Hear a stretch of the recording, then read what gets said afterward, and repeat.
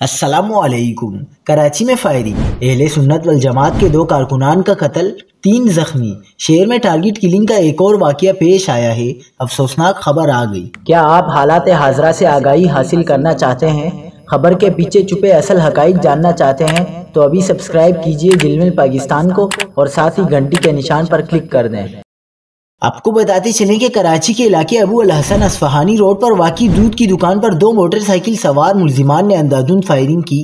واقعے میں دکان مالک کا بھائی عبدالباری موقع پر دم توڑ گیا، جبکہ واقعے میں زخمی ہونے والے 4 افراد میں سے ایوب نے جینا اسپتال میں دم توڑ دیا۔ زخمی کے بیان کے مطابق کوئی لوٹ مار کی کوشش نہیں کی گئی۔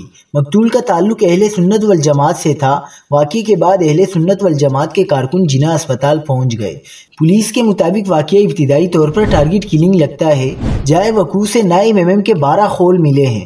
ملزمان کا طریقہ واردات سعود آباد، واٹر پمپ اور نیو کراچی انڈسٹریل ایریا میں ٹارگٹ کلنگ جیسا ہے۔ تینوں وارداتوں کے خول بھی میچ کر گئے تھے۔ ممکنہ طور پر یہ وہی گروپ ہو سکتا ہے۔